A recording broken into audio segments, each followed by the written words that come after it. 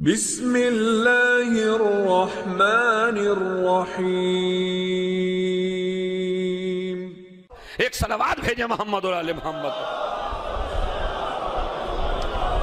अपने जवान भाइयों को एक अमल बता रहा हूं, वो अमल जाके आज से ही शुरू करिए। और वो अमल क्या है सुनिए। अन क़ाल रसूलुल्लाह सल्लल्लाहु अलैहि वसल्लम अन नज़रो इलल वालिदैन बेराफतिन व रहमतिन इबादा। बड़ा छोटा सा अमल बता रहा हूं, मेरी माँ बहनें भी हैं और आप भी हैं। अन नज़रो इलल वालिदैन बेराफतिन व रहमतिन इबादा। सर्दी का मौसम है या गर्मी का, माँ बाप चारपाई पे बैठे हैं, बेटा बैठा हुआ है सामने। नबी फरमाते हैं जवान लड़के का अपने माँ बाप को मोहब्बत की नजर से देखना अल्लाह की नजर में इबादत है। अन नज़रो इलल वालिदैन, नजर करना एक है आपका मुसल्ले पे बैठ के नमाज पढ़ना। जिस तरह मुसल्ले पे बैठ के नमाज पढ़ते हो और अल्लाह सवाब देता है, इसी तरह जब घर में बैठ के टिकटिकी बांध के मोहब्बत की नजर से माँ बाप को देखते हो तो अल्लाह इबादत कहता है। अच्छा, इबादत भी कितनी बड़ी, अब ये सुन लीजिए। नबी ने फरमाया जो इंसान अपनी माँ या बाप को मोहब्बत की नजर से देखे, अल्लाह उसे एक नजर में एक हज का सवाब देता है। एक नजर में एक हज का सवाब। अच्छा, ये कोई मौलवी तो है नहीं जो झूठ बोले, ये कोई मतलब प्रधान भी नहीं है कि जिसके काम ही झूठ बोलना हो, ये कोई चेयरमैन भी नहीं है। ये वो नबी है कि जिसके गला काटने वाले भी उसको सिद्दीक और अमीन कहते थे। इतना सच्चा नबी जिससे बड़ा कोई सच्चा ही नहीं है। वो कहते हैं, वो फरमाते हैं जो जवान लड़का अपने माँ बाप को देखे, अल्लाह उसे एक नजर में एक हज का सवाब देगा। एक हज का मतलब समझते हैं आप कितना होता है? अगर आप मुजफ्फरनगर से अभी रमजानुल मुबारक के बाद जो जिलहिज्जा आएगा और आप हज की तमन्ना में जाएं और हज करना चाहें, कितने पैसे जमा करने पड़ेंगे? 4-5 लाख। कितना वक्त लगाना पड़ेगा?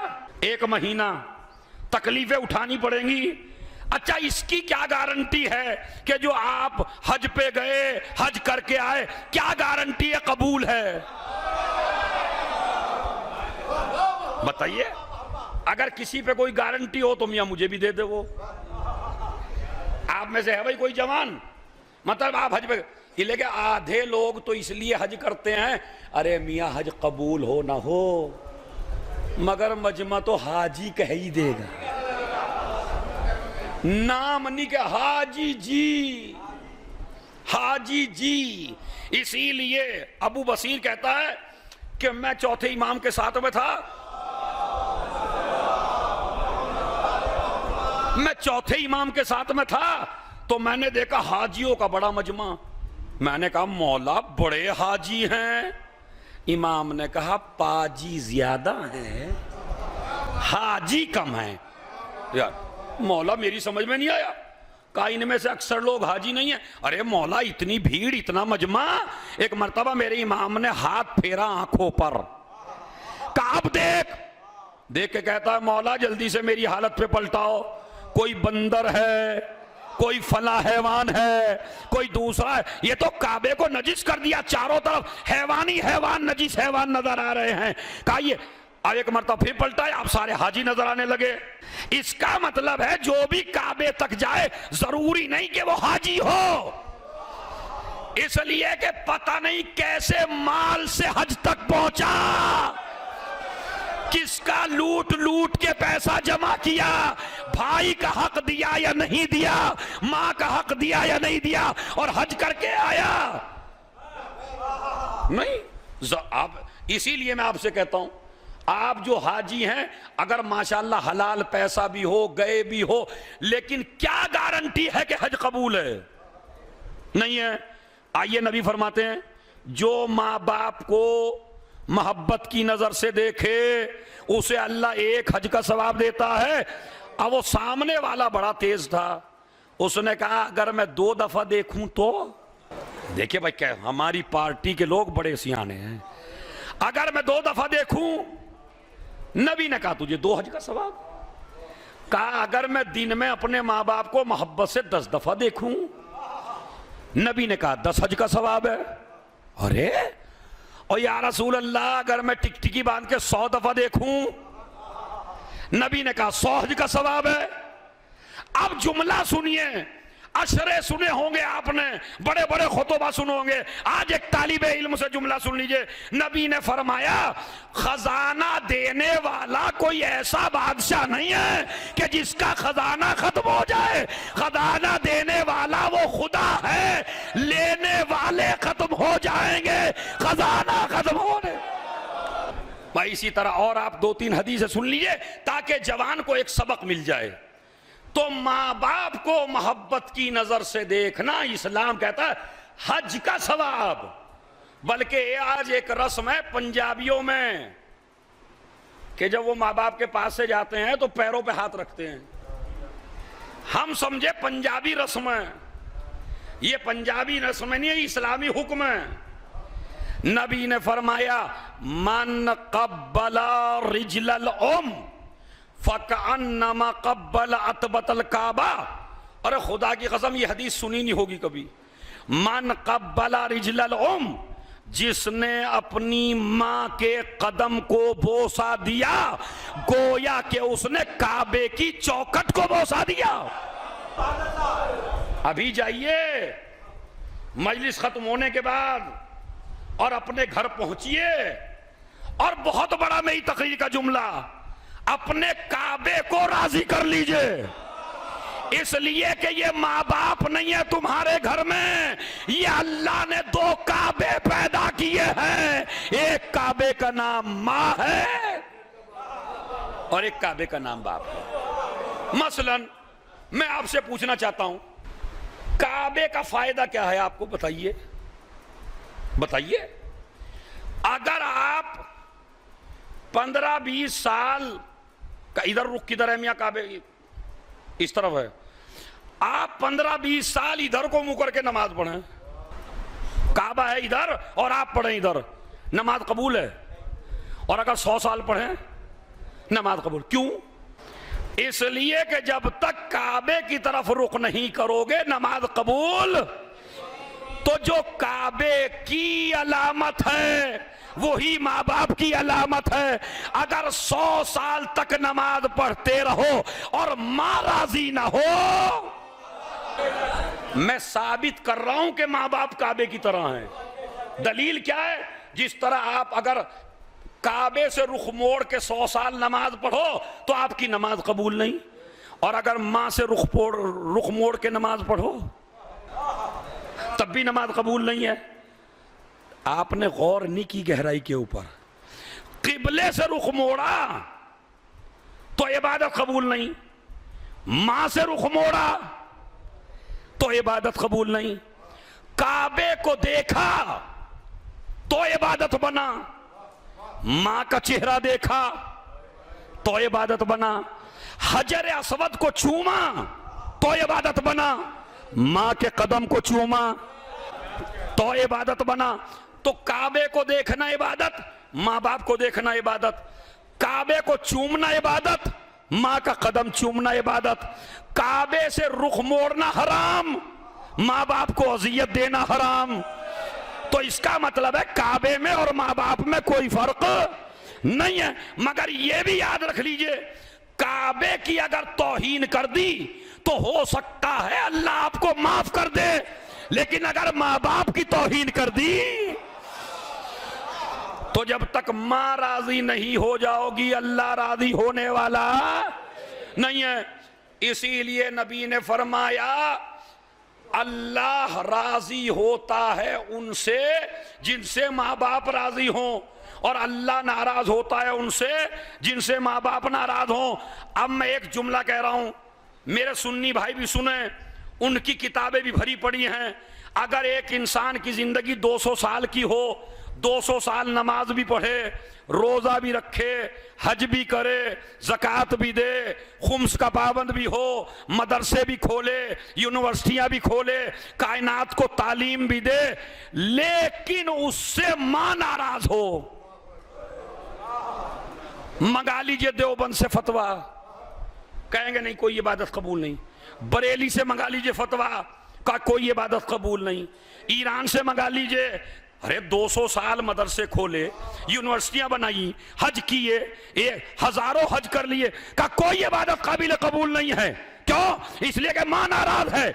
कमाल का मसला है भाई, मौलवी की मां मौलवी से नाराज हो जाए, आलिम की मां आलिम से नाराज हो जाए तो कोई इबादत कबूल ना हो। और वो फातिमा कि जिसे नबी ने अपनी मां कहा हो, एक सलावात भेज दें मोहम्मद।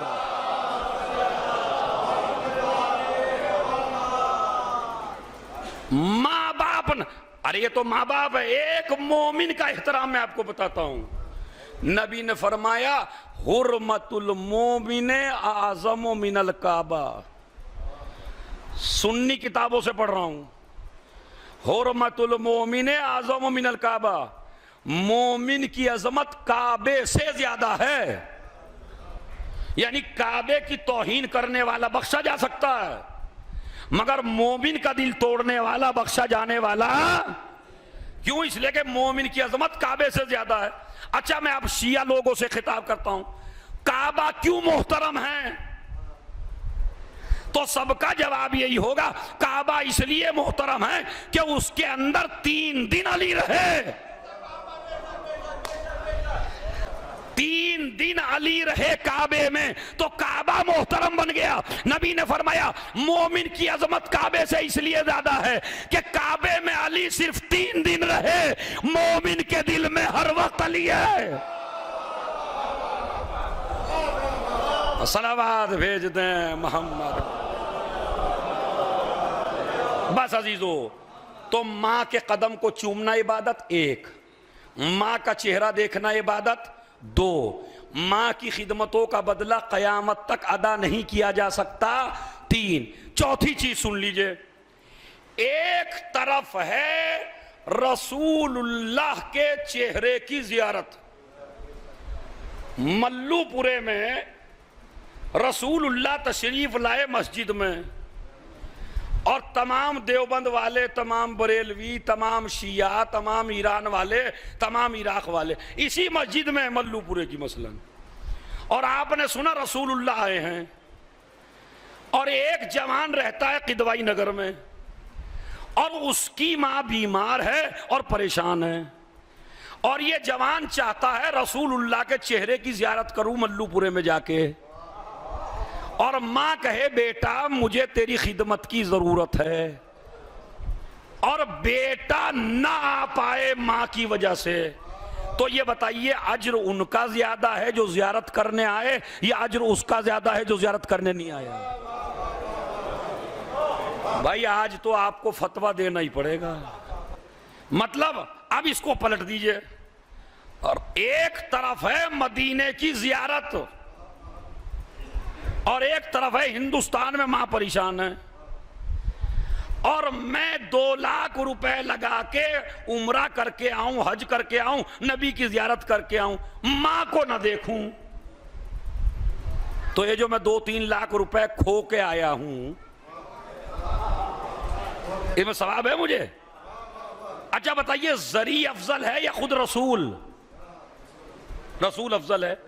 मैंने कहा मदीने में है रसूल, और एक आदमी है मदीने से बाहर, उसकी मां बीमार है, मां कहती है बेटा नहीं जाना रसूल को देखने, तो इस्लाम क्या कहता है, बेटे को आना चाहिए या नहीं? जोर से बोलिए। हद ये है कि अगर नमाज जमात हो रही हो, नमाज जमात का बेहद सवाब है, लेकिन मां कहे बेटा घर पे पढ़ लो मेरा दिल घबरा रहा है, तो अब नमाज जमात में आना इस जवान का ठीक नहीं है। लेकिन मां कह रही है, अरे मां नहीं कह रही, काबा कह रहा। तवज्जो चाहता हूं, मां नहीं कह रही है, काबा कह रहा। अब आइए मैं इसका मिसाल देता हूं, एग्जाम्पल। अब ऐसे करनी रसूलुल्लाह का सहाबी नहीं है, रसूलुल्लाह के ज़माने में है, रसूलुल्लाह के पीरियड में है, रसूलुल्लाह मदीने में है, वो कर्न में है, यमन के एक शहर में है कर्न, उसमें है, माँ की खिदमत करता है दिन रात। एक मर्तबा कहने लगा, अम्मा मेरा भी दिल चाहता है सरकार की जियारत करने को, मदीने में जाके रसूल का चेहरा देखूं ताकि सहाबी बन जाऊं। हाय हाय हाय हाय, अरे तवज्जो ज्यादा, ताकि मैं रसूल का सहाबी बन जाऊं, मुझे इजाजत दो। ताकि कहा बेटे अगर तू चला जाएगा तो मुझे कौन देखेगा। फिर बैठ गया, फिर हाजत पेश की, फिर बैठ गया, फिर 3-4 दिन कहा, फिर बैठ गया। एक दिन कहने लगी माँ अच्छा बेटे जा चला जा, मगर दिन दिन में रहना, रात को वापस आ जाना, चूंकि मैं अकेली हूं। मदीने पहुंचा, घोड़ा दौड़ाता हुआ बड़ी तेज, किसी तरह पैगंबर की जियारत करते ही फौरन भागना है मुझे वहां से। मदीने में गया, ढूंढता फिर रहा है नबी कहाँ है, नबी कहाँ है, नबी कहाँ। नबी के दरवाजे पे पहुंचा, नबी के दरवाजे की चौखट को बोसा दिया, बोसा दे के कहने लगा नबी हैं। अंदर से आवाज आई नबी जंग पे गए हैं, नबी नहीं हैं। फौरन बोसा दिया, बोसा दे के फिर माँ की तरफ चला। माँ ने कहा मेरे लाल तेरी जियारत हो गई। कहा अम्मा नहीं, जियारत नहीं हो पाई। कहा क्यों? कहा मेरे सरकार मदीने में नहीं थे, शायद मेरे नसीब में जियारत नहीं है। बेटा तो एक दिन रुक जाता। कहा अम्मा तूने ही तो कहा था दिन दिन में रहना, रात को ना रहना, मैं इसलिए वापस आ गया।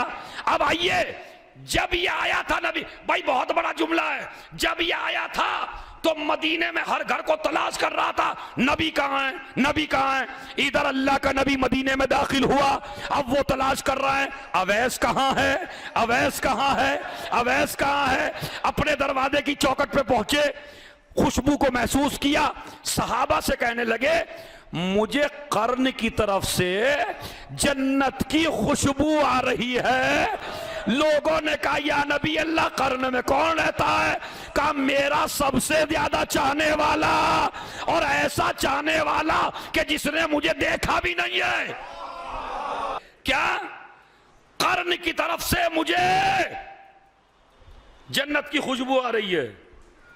या नबी, जो सहाबा थे कहने लगे या नबी अल्लाह हम आपसे मुसाफिया करते हैं, हम आपका चेहरा देखते हैं, हम आपके पीछे नमाज पढ़ते हैं, हम जंगों में आपके साथ रहते हैं, हमें तो जन्नत की बशारत नहीं दी। और वो जिसने देखा भी नहीं है उसको कह रहे हो जन्नत की बशारत। नबी ने अपनी जिंदगी में मसला क्लियर किया, कहा मेरे साथ रहना कमाल नहीं है, मेरे दीन पे चलना कमाल है। का मतलब क्या है? का मेरे चेहरे की जियारत मुस्तहब है, मां की खिदमत वाजिब है। एक सलावात भेज दे मोहम्मद। माशाअल्लाह आपने बड़ा अच्छा सुना और बड़ा अच्छा मैसेज लिया। एक सलावात और बावाज़े बुलंद भेज दे।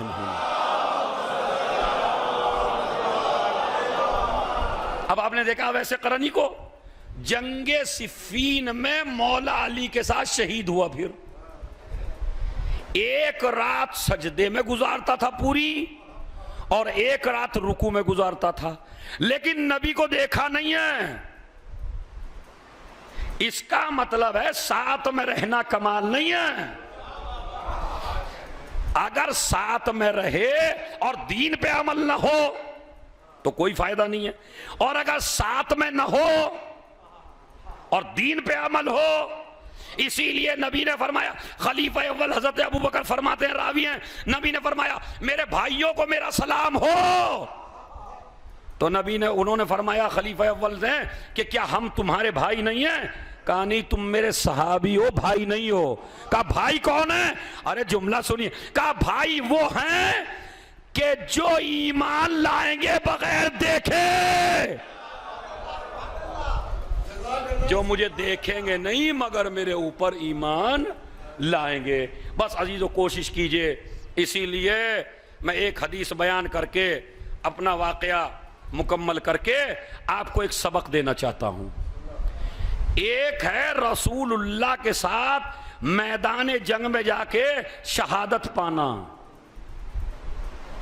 जंग हो रही है, आपके हाथ में तलवार है, रसूलुल्लाह के साथ आप गए हैं, जंग करते करते शहीद हो गए।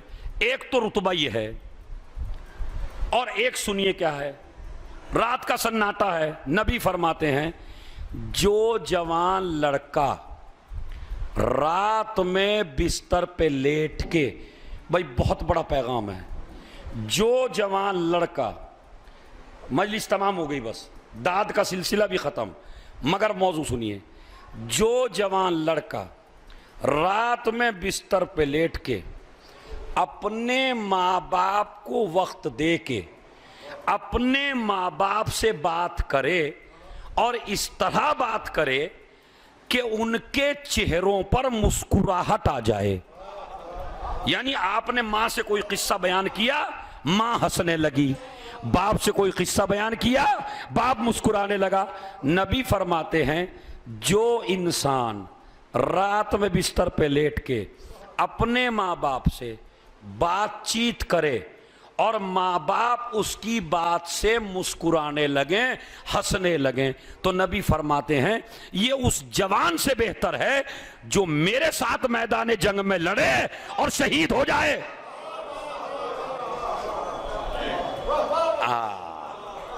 आपने बड़ी दाद दी।